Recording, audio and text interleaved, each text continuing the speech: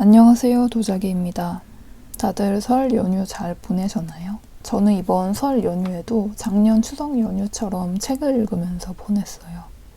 그래서 이번 영상에서는 이번 연휴 동안에 읽은 책 2권을 소개해 드리려고 합니다.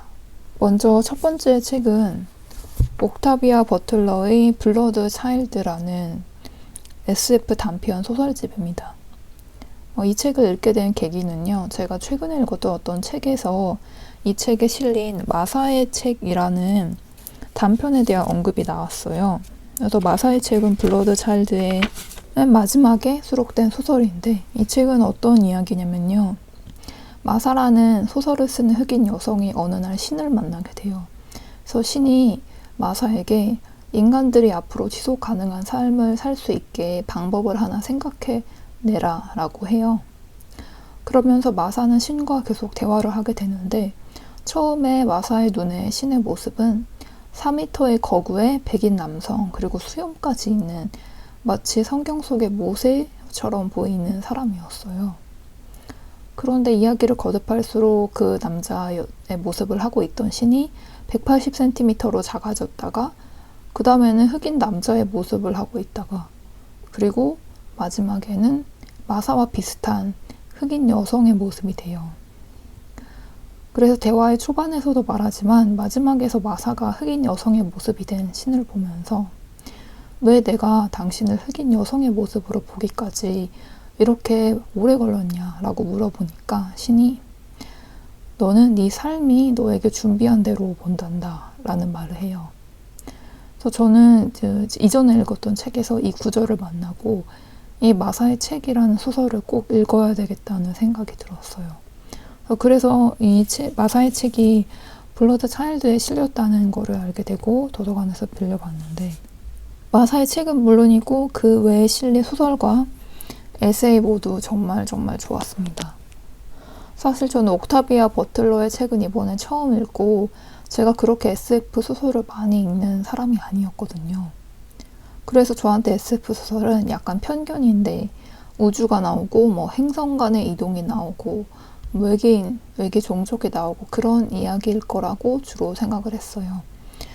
그런데 블러드 차일드에 실린 이 소설들에서는 물론 외계 종족이 나오는 이야기가 있지만, 저의 이 선입견, SF에 대한 선입견에 맞는 단편은 하나도 없었고, 오히려 SF는 그 SF라는 형식을 통해서 저자가 세상을 바라보는 방식을 보여주는 것 같았어요.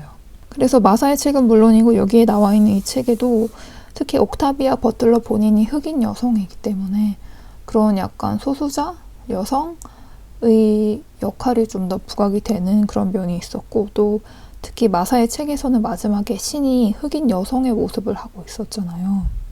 그걸 보면서 저는 작은 해방감을 느꼈어요. 왜냐하면은 이전에 드라마나 책이나 영상 매체에서 다루고 있는 신의 모습은 제가 본 걸로는 주로 남성의 모습을 하고 있었거든요. 그것이 어느 나라에 만들어졌느냐에 따라서 인종은 좀 달랐지만 성별은 특히 조물주의 경우에는 되게 남성을 하고 있었어요. 그런데 그런 모든 신이 흑인, 거기다가 여성의 모습을 하고 있다는 거는, 저도 역시 유색인종 여성이기 때문에 거기에 좀 공감을 할 수 있었고, 그래서 작은 해방감을 느낄 수 있었던 것 같아요. 그리고 여기 보면 에세이에 긍정적인 집착이라는 에세이가 있죠. 그래서 이 에세이가 또 좋았던 것이, 이 긍정적인 집착은 도저히 멈출 수 없다는 거예요. 그래서 마치 내가 글을 쓰고 싶어하는 그런 욕망? 그런 게 긍정적인 집착이라고 하는데, 이 에세이에도 정말 좋은 글귀들이 많았어요. 만약에 당신이 흑인 여성으로서 내가 원하는 일을 할 만큼 뛰어나지 못할지도 모른다고 의심해서는 안 된다. 그리고 다부지고 자신감 있게 행동하고 자신의 의심에 대해서 말하지 말라. 모두를 속여라. 자기 자신까지 속여라. 이런 문장이 나오는데 정말 여기에도 공감을 했어요. 저도 저 자신의 능력, 내가 과연 이건 할 수 있을까? 그리고 만약에 이거 했다면 내가 원하는 결과가 나올까? 이런 의심을 거의 매번 품고 살아가는데, 그 의심을 하지 마라. 그리고 그 의심을 다른 사람에게도 말하지 말고 모두를 속여라. 자기 자신까지 속여라. 이게 마치 저 자신에게 하는 말 같다는 생각이 들었어요. 그래서 이렇게 옥타비아 버틀러의 책은 이번에 처음 읽었는데 이거 말고도 소설책이 몇 권 있잖아요. 그래서 도서관에서 꼭 빌려서 보려고요. 그렇게 해서 첫 번째 블러드 차일드를 이번 연휴에 읽었고요. 두 번째로 읽은 책은 출판하는 마음이라는 책입니다. 이 책은 은유 작가님의 인터뷰집인데 책을 만드는 일을 둘러싼 다양한 직업이 있잖아요. 그래서 여기 보면 편집자부터 저자, 번역자, 북 디자이너, 출판 제작자, 출판 마케터, 온라인 서점 MD, 서점 대표, 1인 출판사 대표까지 정말 다양한 직군을 다루고 있는데 제가 또 독립 출판물을 한 3년 정도 만들면서 고민하고 있는 게 1인 출판사를 만들까? 이거를 고민을 하고 있어요. 그 이유에는 여러 가지가 있는데 일단 독립 출판물, 출판사가 없는 독립 출판물은 ISBN이라고 여기에 책 뒤에 보시면은 바코드 밑에 이렇게 ISBN하고 숫자가 써 있잖아요. 이 번호로 발급을 받지 못해요. 출판사가 없으면은. 그래서 이 번호를 일단 발급받지 않은 채로 저도 계속 책을 내고 있었는데 예를 들어서 내가 관내 지원 사업을 선정되어서 책을 결과물로 만들려면 ISBN이 발급받아야 된다는 조건이 있거든요. 그것 때문에 1인 출판사를 고민하고 있기도 하고 또 지금은 독립 서점 몇 군데에 입고를 하고 있지만 예를 들어서 내가 교보문고나 알라딘 같은 대형 서점과 거래를 하고 싶다. 그러면 반드시 ISBN을 발급받아야 되거든요. 그래서 이런 여러 가지 이유 때문에 좀 고민을 하고 있는데 또 이런 고민을 하면서 여러 가지 정보를 찾아보고 있어요. 강의도 듣고 1인 출판사 대표가 쓴 글도 읽고 막 그러고 있는데 그런 자료를 찾을수록 계속 출판은 돈이 되지 않는다. 출판으로 돈을 벌기는 어렵다. 이런 사실을 맞닥뜨리게 되는 거예요. 물론 저도 알고 있긴 하지만 그런 사실을 맞닥뜨릴 때마다 약간 제 안에 뭔가 갉아내려가는 그런 느낌이었어요. 그래서 이 책도 1인 출판사, 출판에 관한 정보를 얻기 위해서 빌린 책인데 이 책을 읽기까지는 좀 시간이 걸렸어요. 그래서 보이는 곳에 좀 놔뒀지만 뭔가 두려워서 내가 알고 있는 그 사실을 다시 확인받기가 좀 두려웠던 것 같아요. 그래서 읽기를 망설였는데 막상 읽기 시작하니까 그 두려움이 좀 더 무색할 정도로 하루 만에 그냥 다 읽었습니다. 그 정도로 재미있는 책이었고요. 이 책에서 좀 인상 깊었던 내용은 역시 마지막에 1인 출판사 대표의 인터뷰였어요. 아무래도 제 지금 그 고민과 맞닿아 있기 때문에 그렇겠죠. 그래서 1인 출판사의 대표는 코난북스가 나왔는데 코난북스는 저도 임서울 작가님의 그 유물즈 때문에 이름은 알고 있었던 출판사였어요. 그 코난북스 대표님이 하는 말로 일단 첫 번째로는 1인 출판사라고 해서 억울함을 기본 값으로 설정하지 말자예요. 그래서 이거는 뭐 출판뿐만 아니라 여러 가지 일을 할 때에도 뭔가 저 사람이 나에게 악의를 갖고 있나 이런 의심이 들 때가 있잖아요. 그런데 이 대표님께서는 업계에서 특별히 선의를 갖고 대하는 사람도 없지만 특별히 악의를 갖고 대하는 사람도 없다 이렇게 말씀을 하셔요. 그래서 그 사람 행동이 뭔가 내 기분을 살짝 불쾌하게 했더라도 거기에는 그 사람 나름대로의 이유가 있고 거기에 대해서 특별히 의미를 부여하면서 억울해야 할 필요가 없다 이런 의미인 것 같아요. 그리고 두 번째로는 이젠 하루에 책이 50부 나가면 내일은 안 나가겠네요 해요. 일부러 감정을 잠재웠어요.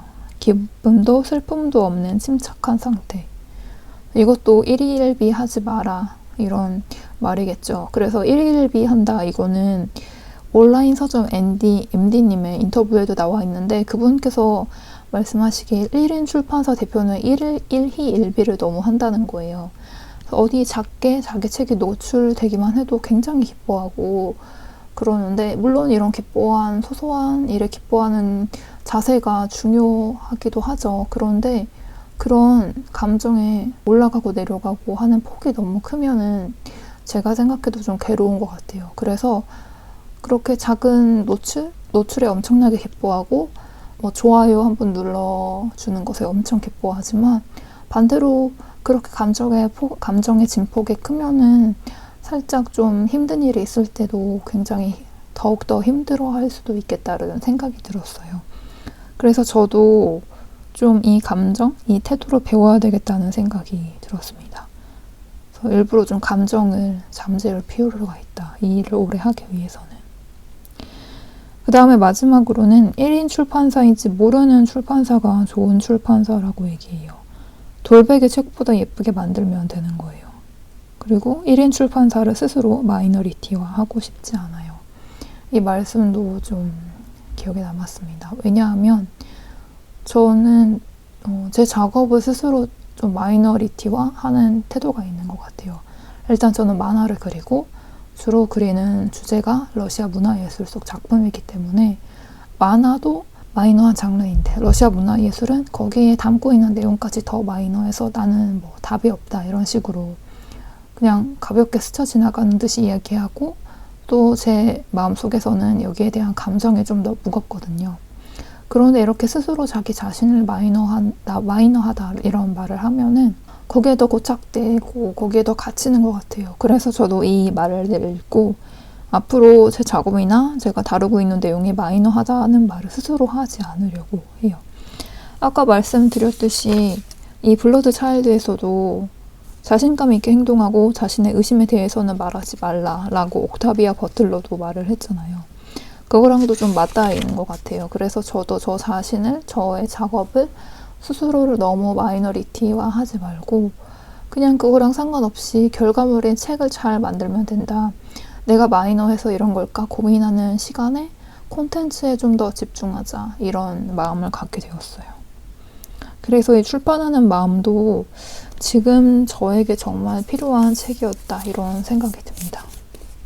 그래서 이번 설 연휴에는 이렇게 2권의 책을 읽었습니다. 역시 연휴에는 독서만한 기쁨이 없는 것 같아요.